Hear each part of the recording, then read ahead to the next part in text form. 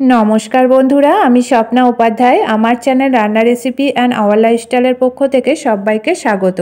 आज आमी आपनादेर संगे शेयर करब एक दुर्दान्त स्वादेर कातला माछेर रेसिपि लाउ कातला। आमरा अनेक धरनेरই कातला माछेर रेसिपि खेये थाकि, किन्तु एरकम लाउ दिए कातला माछेर रेसिपि यदि एक बार खान ताहले किन्तु मुखे लेगे थाकबे और बार बार खेतेও इच्छा करबे।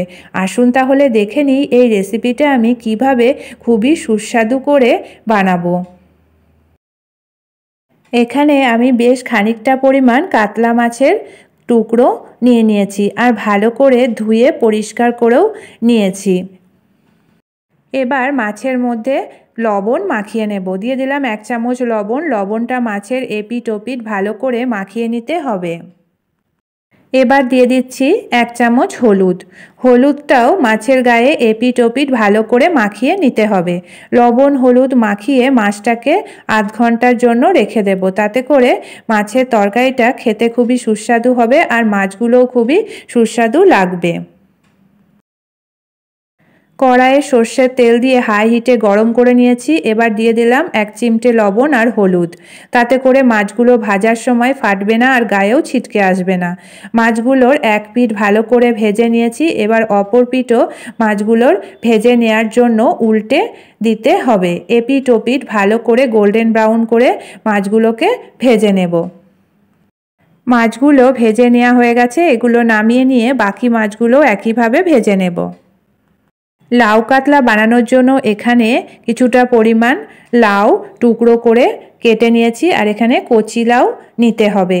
নিয়ে নিয়েছি মশলার জন্য রসুন কয়েক কোয়া, সামান্য পরিমাণে আদা কুচি আর নিয়ে নিয়েছি কাঁচা লঙ্কা আর সামান্য পরিমাণে পেঁয়াজ টুকরো করে কেটে। এবার এগুলোকে ভালো করে পেস্ট করে নেব। সব মাছগুলো ভেজে নেওয়া হয়ে গেছে। এবার সর্ষের তেলের মধ্যে দিয়ে দিলাম কালো জিরে, তেজপাতা, শুকনো লঙ্কা, গোটা জিরে আর সামান্য পরিমাণে পেঁয়াজ কুচি। এবার এটাকে কয়েক সেকেন্ড ভেজে নেব। ভেজে নেওয়া হয়ে গেছে। এবার দিয়ে দিলাম টুকরো করে কেটে রাখা টমেটো আর দিলাম হলুদ 1/2 চামচ আর দিয়ে দিলাম 1/2 চামচ লবণ। লবণ হলুদ টমেটো দিয়ে এর মধ্যে দিয়ে দিলাম টুকরো করে কেটে ধুয়ে পরিষ্কার করে রাখা লাউগুলোকে। লাউগুলো দিয়ে ভালো করে মিশিয়ে বেশ খানিকক্ষণ এটাকে ভেজে নিতে হবে। একটা ঢাকা দিয়ে রান্না করে নেব। 3 থেকে 4 মিনিট ঢাকা দিয়ে লাউটাকে ভালো করে কষিয়ে নিয়েছি, তাতে করে লাউটা বেশ খানিকটা সিদ্ধ হয়ে গেছে। এবার দিয়ে দিলাম পেস্ট করে রাখা মশলা দিয়ে আবারও ভালো করে মিশিয়ে নিয়ে কষিয়ে নেব। দিয়ে দিচ্ছি সামান্য পরিমাণে ধনে গুঁড়ো আর সামান্য পরিমাণে জিরে গুঁড়ো। এবার এর মধ্যে দিয়ে দিচ্ছি স্বাদ মতো চিনি, একদম সামান্য পরিমাণেই চিনি দিয়েছি। এবার ভালো করে মিশিয়ে আবারও কষিয়ে নিতে হবে। লাউটা মশলার সঙ্গে ভালো করে কষিয়ে নেওয়া হয়ে গেছে। এবার দিয়ে দেব পরিমাণ মতো জল। পরিমাণ মতো জল দিয়ে লাউটাকে ভালো করে মিশিয়ে দিয়ে হাই হিটে ফুটতে দেব। পরিমাণ মতো জল দিয়ে দিয়েছি। এবার একটা ঢাকা দিয়ে হাই হিটে প্রায় 5-6 মিনিট ফুটতে দেব, তাতে করে ঝোলটাও অনেকটা ঘন হয়ে যাবে আর লাউটাও সিদ্ধ হয়ে যাবে।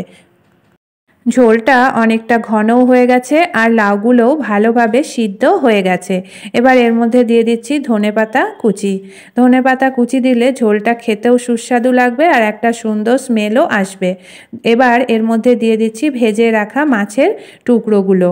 মাছের টুকরোগুলো দিয়ে এটাকে হাই হিটে রেখে 3 থেকে 4 মিনিট ফুটতে দেব, তাতে করে মাছের মধ্যে তেল ঝাল মশলা ভালোভাবে ঢুকে যাবে আর তরকারিটা খেতেও খুবই সুস্বাদু হবে।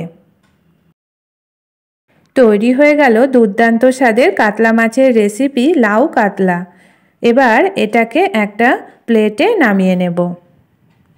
আপনারা চাইলে আমার মতো করে এই রেসিপিটা একবার বাড়িতে বানিয়ে দেখতে পারেন। আশা করি সকলের খুবই ভালো লাগবে। ভালো লাগলে লাইক শেয়ার কমেন্ট করবেন আর আমার চ্যানেলকে এখনও যারা সাবস্ক্রাইব করেননি প্লিজ সাবস্ক্রাইব করে নেবেন আর আমার ফেসবুক পেজটি প্লিজ ফলো করে নেবেন। আজকের মতো এটুকুই, আবার দেখা হবে আগামী নতুন পর্বে। ভালো থাকবেন, সুস্থ থাকবেন, ধন্যবাদ।